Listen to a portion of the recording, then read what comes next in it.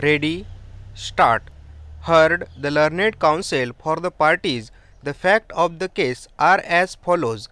The respondent herein had initiated proceeding against the petitioner for an offence punishable under section 138 of the Negotiable Instruments Act 1881 in bracket hereinafter referred to as the NI Act for brevity bracket complete in a private complaint filed under section 200 of the Code of Criminal Procedure 1973 in bracket hereinafter referred to as the CRPC for brevity bracket close.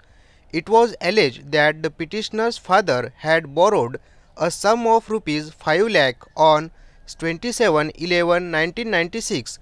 The same had not been returned in spite of repeated demand.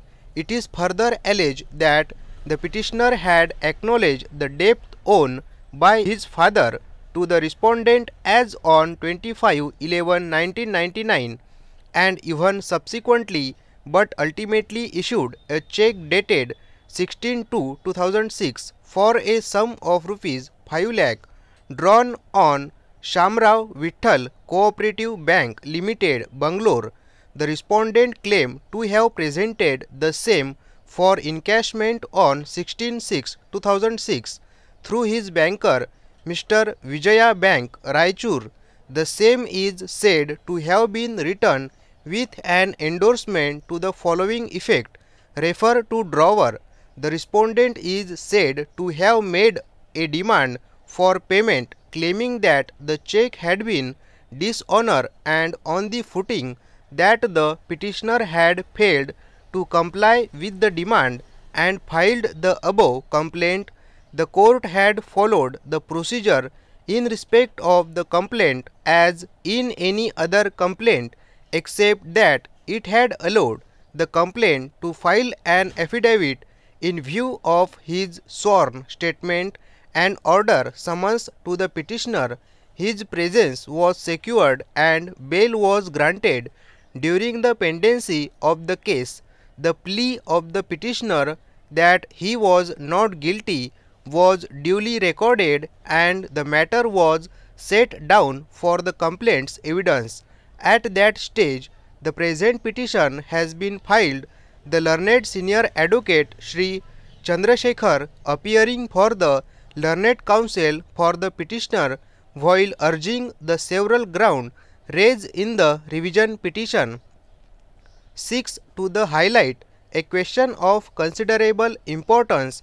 It is pointed out that the present petitioner is accused of an offence punishable under section 138 of the NI Act.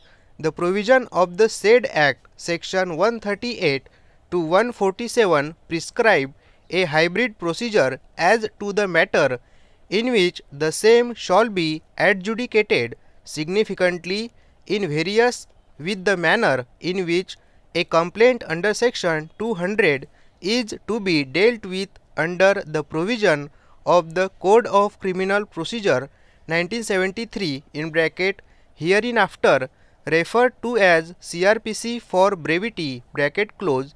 The learned senior advocate would hence contended that the very initiation of proceeding under section 200 CRPC for an offence punishable under section 138 of the NI Act is without jurisdiction, and on that ground alone the proceeding before the court below ought to be quashed.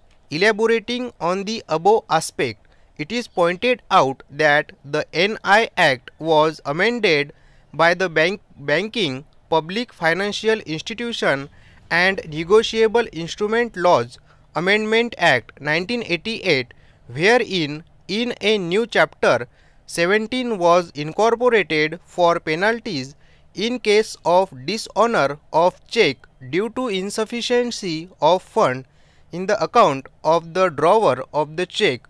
These provisions were incorporated with a view to encourage the culture of use of check and enhancing the credibility of the instrument, but in course of time it was found that section 138 to 142 in Chapter 17 of the Act were found to be deficient in dealing with the dishonor of check.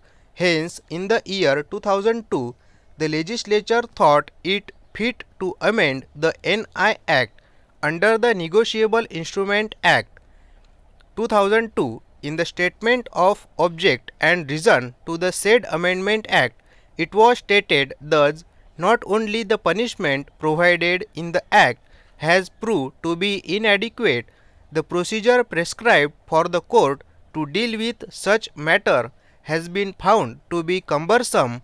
The court are unable to dispose of such cases expeditiously in a time-bound manner.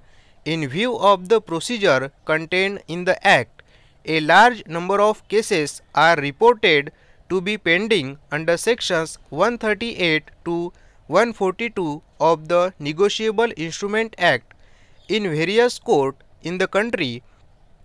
Keeping in view the large number of complaints under the said Act pending in various courts, a working group was constituted to review under section 138 of the Negotiable Instrument Act 1881 and make recommendation as to what changes were needed effectively achieve the purpose of that section.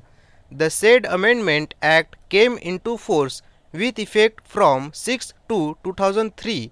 Attention is next drawn to section 4 and 5 of the CRPC, which read as follows: trial of offences under the Penal Code and other laws. All offence under the Indian Penal Code 45 of 1860 shall be investigated, inquired into, tried and otherwise dealt with according to the provision hereinafter contained.